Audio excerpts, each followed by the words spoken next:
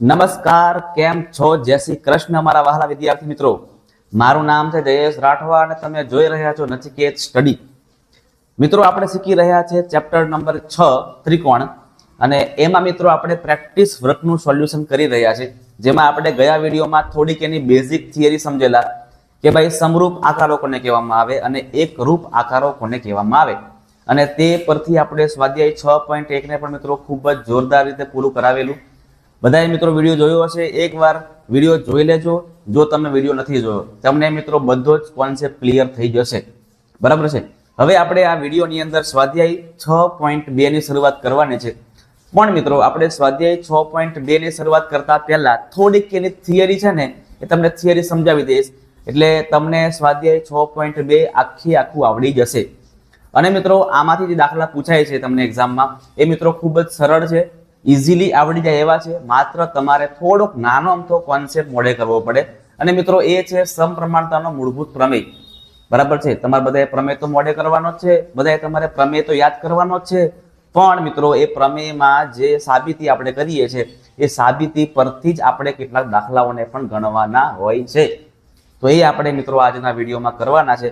ભાઈ, વિડીયો પૂરેપૂરો જોજો, તમને બધાને ખૂબ મજા આવી જશે. દાખલા તમને બધાને ખૂબ જલ્દીથી આવડી જશે, કારણ કે ખૂબ જ સિમ્પલ દાખલાઓ આમાં આવેલા છે. ચાલો શરૂઆત કરીએ મિત્રો. આપણે 6.2 આજે શીખવાના છે. બરાબર, તમને પહેલા વાત કરી પ્રમાણે તમને મિત્રો થોડી થિયરી શીખવાડી દઉં. બરાબર છે. થિયરી અને દાખલો બંને ભેગા પૂરા કરીએ આપણે. દાખલો તમને મિત્રો કેવી રીતે આપેલો હોય તો કે ભાઈ જો આપેલું છે, એક ત્રિકોણ એબીસી છે.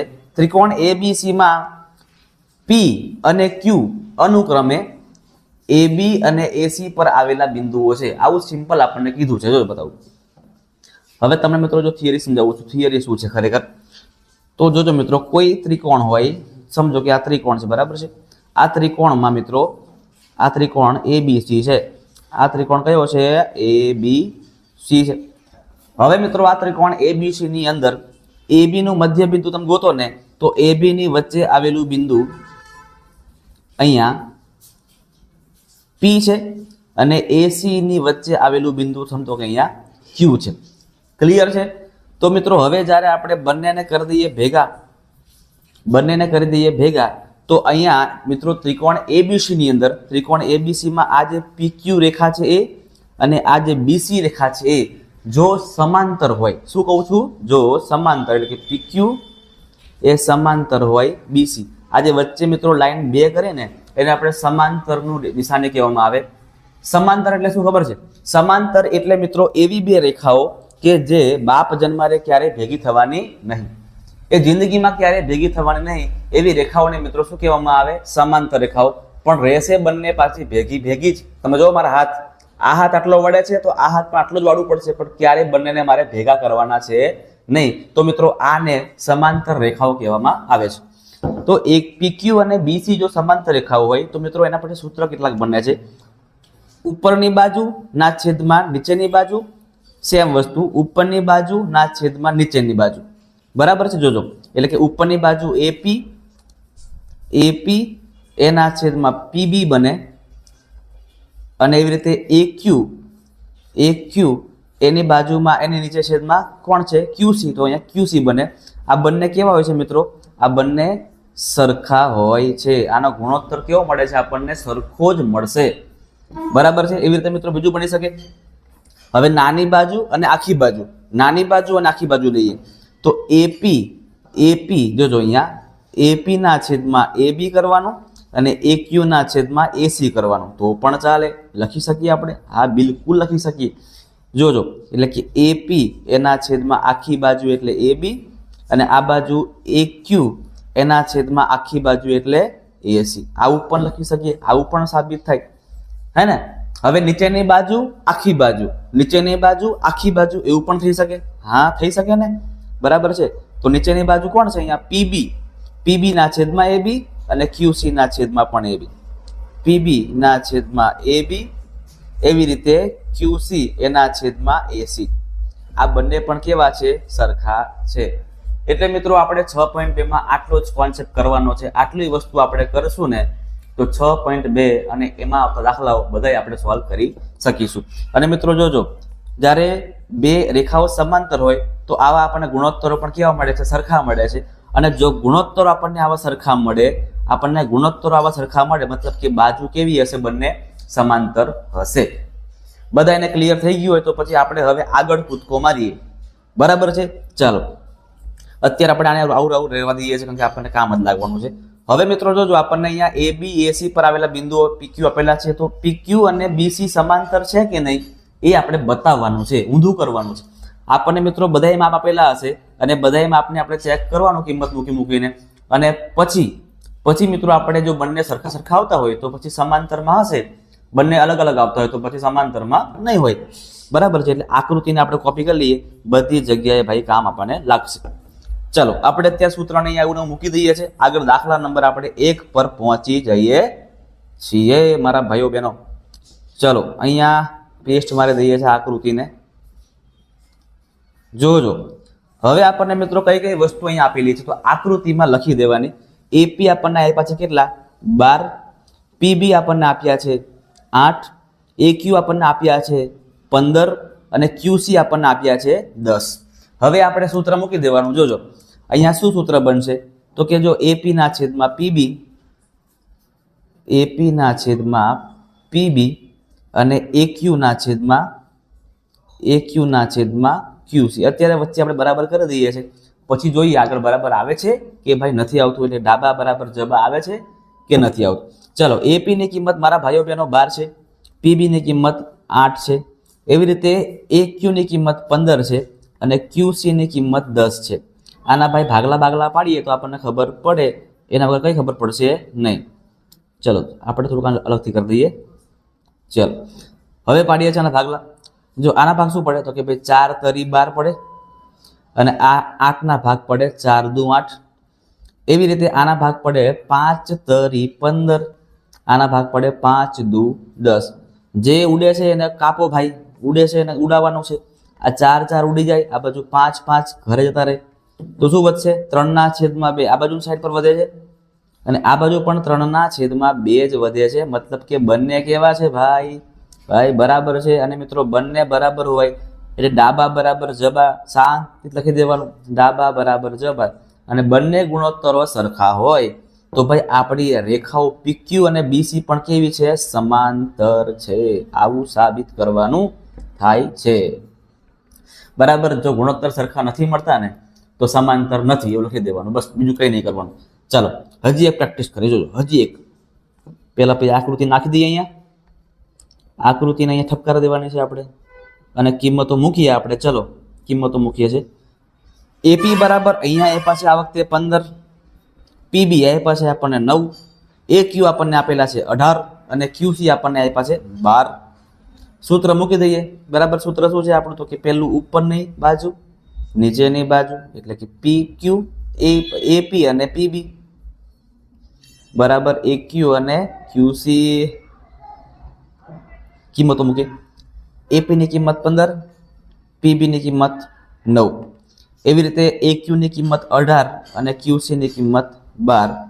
હવે ઉડાવીએ, કાપાકૂપી કરીએ. 15 ના ભાગલા શું પડે? 5 તરી 15. 9 ના ભાગલા શું પડે? 3 તરી 9. મિત્રો તમને ઉડાવતા શોર્ટકટ આવડતું હોય ને તો તમે ઉડાવી શકો છો. બરાબર છે? ઘણી બધી ટેકનિકો તો ઉડાવવાની, ડાયરેક્ટ પણ તમે ઉડાવી શકો છો, પણ ઘણા બધા વિદ્યાર્થીઓ ડાયરેક્ટ ઉડાવતા નથી આવડતું, એટલા માટે આપણે આખી રીત તમને કરાવીએ છીએ. બાકી મને ઉડાવવાની આખી જે શોર્ટકટ રીત છે ને આવડે છે. એટલે મારા ભાઈઓ બહેનો એવું સમજતા નહીં કે સાહેબને નહીં આવડતું, લાંબી રીત કરે છે. ના ભાઈ ના, મારા માટે બધા વિદ્યાર્થીઓ શીખવાડવું જરૂરી છે. એટલે દરેક વિદ્યાર્થી બરાબર છે જે કાચો હોય એને મારે પાકો બનાવવાનો છે, એટલા માટે આખી રીત આપણે કરીએ છીએ, હે ને? હા. બાકી જો અહીંયા ડાયરેક્ટ 6 તરી 18 ને 6 દુ 12, 3/12 ડાયરેક્ટ લખી શકું છું, પણ નહીં. બરાબર ને? હા, 6 તરી 18 અને 6 દુ 12 આવું આખું લખીશ મેં અત્યારે. હવે ઉડાઈએ. હા ઉડાવવાનું સાહેબ. 3 કેન્સલ, અહીંયા 6 કેન્સલ, તો શું બચે છે? અહીંયા બચે છે 5/3, અહીં બચે છે 3/2. જે મિત્રો બંને કેવા છે? અલગ અલગ છે. આ બંને સરખા જિંદગીમાં ક્યારેય કહેવાય નહીં. એટલે મિત્રો ડાબા બરાબર જબા આપણને અહીંયા નથી મળતું. લખી દેવાનું છે ભાઈ, ડાબા બરાબર જબા નથી. અને ડાબા બરાબર જબા નથી તો મિત્રો આ પીક્યુ અને બીસી એ બંને સમાંતર નથી. બરાબર છે. બરાબર, આકૃતિ કમ્પ્લીટ થઈ ગઈ. પીક્યુ અને બીસી મિત્રો બંને સમાંતરમાં નથી એવું કહેવાય. આગળ ત્રીજું જોઈએ છે. હવે આકૃતિ ક્યાં છે? આકૃતિ હાજર થાવ. ઓકે, આકૃતિ અહીં આવી ગઈ છે. એપી ની કિંમત સાહેબ આપણને 10 આપેલી છે. લખી નાખો 10 એપી. એ બી આખું આપણને આપ્યું છે. આખું જોજો, એ બી આપણને આખું આપ્યું છે કેટલું? 20. તો અહીં 20 કરી દઈએ. એ ક્યુ ની કિંમત 8 છે. તો એસી ની કિંમત આપણને આખી 16 આપેલી છે. સૂત્ર પણ આપણે એવું જ બનાવવાનું. નાની બાજુ આખી બાજુ, નાની બાજુ આખી બાજુ. નાની બાજુ એટલે કોણ છે? એપી. આખી બાજુ એટલે કોણ છે? અહીંયા એબી. તો આ બાજુની સાઈડ પર પણ આપણે મિત્રો નાની બાજુ અને પછી આપણે આખી બાજુ લેવાની છે. નાની બાજુ એક્યુ અને આખી બાજુ ક્યુસી, ક્યુસી ક્યાં? એસી. વચ્ચે કરો. બરાબર. ચાલો હવે આપણે એમાં લખી દઈએ છીએ કિંમતો બધી. એપી ની કિંમત 10 અને આખી કિંમત 20. એવી રીતે એક્યુ ની કિંમત 8 અને આખી કિંમત 16. અહીંયા ડાયરેક્ટ પણ આપણે કટ કરી શકીએ. જો આવડી જાય તો 10 દુ 20 અને અહીંયા 8 દુ 16. ઉપર કંઈ નહીં તો આપણે 1 તો મૂકી દેવાનો. એટલે અહીંયા પણ 1/2 આવે છે અને અહીંયા પણ 1/2 આવે છે. ગુણોત્તરો આપણને સરખા મળે છે. મતલબ કે મિત્રો ડાબા અને જબા બંને ભાઈબંધ છે, બંને હરખા છે, હે ને? એટલે મિત્રો આપણે લખી દેવાનું કે PQ સમાંતર BC. PQ સમાંતર BC આમાં સાબિત થાય છે. ચાલો આગળ દાખલા નંબર 4 કરીએ છીએ આપણે. ચોથો, PB ની કિંમત 4 છે, AB ની કિંમત 10 છે, QC ની કિંમત 5 છે અને AC ની કિંમત 12 છે. ડાયરેક્ટ પણ કરી શકીએ, પણ આપણે આકૃતિમાં તમને બતાવીને કરીએ, હે ને? ચલો અહીંયા નીચેની કિંમત આપણને, આ કિંમત આપણને આપી છે. નીચેની કિંમત કેટલી છે? 4. ઓકે. તો અહીંયા પણ આપણને આપી હશે કેટલી છે? QC 5 છે. ઓકે, 5. ત્યાર પછી આખી કિંમત આપણને આપી છે 10. તો અહીંયા આપણને આખી કિંમત આપી છે 12. સૂત્ર પણ એવું કરવાનું. નીચેની બાજુ આખી બાજુ, આ નીચેની બાજુ આખી બાજુ. તો જોજો અહીંયા PB નીચેની બાજુ કોણ છે? પહેલા PB, આખી બાજુ છે એની AB. એવી રીતે આ બાજુની સાઈડ નીચેની બાજુ છે QC, આખી બાજુ છે AC. કિંમતો ઠપકારવાની છે આની અંદર. PB ની કિંમત 4 છે અને AB ની કિંમત 10 છે. એવી રીતે QC ની કિંમત અહીંયા 5 છે અને આની કિંમત અહીંયા 12 છે. કાપા કૂપી કરવાની છે, અહીંયા બીજું કંઈ નહીં કરવાનું. અહીંયા 2 દુ 4 અને 5 દુ 10. ચાલશે ને? ડાયરેક્ટ કરું ચાલશે ને? હવે તો આવડશે ને? બરાબર. અહીંયા 2 દુ 4 અને 5 દુ 10. તો 2 ઉડી ગયા એટલે ઉપર 2 વધશે, નીચે 5 વધશે. અહીંયા 5/12 છે. 5ના ભાગ પડે નહીં, 12ના ભાગ પડશે પણ ઉડશે નહીં, એટલે રહેવા દેવાનું. એટલે અહીંયા મિત્રો 2/5 બરાબર 5/12. આવું ક્યારેય થાય ખરું? તો કે ના થાય સાહેબ, આવું ક્યારેય ના બને. એટલે આ બરાબર નથી. એટલે મિત્રો અહીંયા ડાબા અને જબા એ બરાબર થતા નથી. એટલા માટે આપણો જવાબ જે છે એ શું આવશે? તો કે ભાઈ PQ અને BC એ સમાંતર નથી. PQ સમાંતર BC નથી, હે ને? આપણે આવું કરી શકીએ છીએ, સમાંતર નથી. ક્લિયર છે મિત્રો? તો આ હતો આપણો દાખલા નંબર 1. આની પછીના વિડીયોની અંદર આપણે દાખલા બીજો કરવાનો છે. બધું ભેગું નથી લેવાનું. આપણે એકદમ શાંતિથી આપણે ભણવાનું છે, હે ને? વધારે વિડીયોઝ બનશે તો ચાલશે, પણ મારા વહાલા વિદ્યાર્થીઓને કમ્પ્લીટ ખબર પડી જવી જોઈએ, કોન્સેપ્ટ ક્લિયર થઈ જવો જોઈએ, જેથી આની સિવાય કોઈ પણ દાખલો આવો પૂછાય ને તોય મારા વહાલા વિદ્યાર્થીઓ કરી દેવા જોઈએ. આપણો એક જ હેતુ છે મિત્રો, ખાલી દાખલા ગોખવાનું નથી. આપણે સમજીને રીત કરવાની છે, એટલે તમે બધું જ ક્લિયર કરી શકો. કમ્પ્લીટ છે? તો મિત્રો મળીએ છીએ આપણે નેક્સ્ટ વિડીયોની અંદર. ત્યાં સુધી મિત્રો તમારે મિત્રો શું કરવાનું છે? તો કે લાઈક કરી દેવાની છે, બીજું કંઈ નહીં કરવાનું, હે ને? ત્યાર પછી તમારા દોસ્તારોને, તમારા ભાઈબંધોને, તમારી બહેનપણીઓને આ વિડીયોની લિંકને મિત્રો શેર કરવાની છે.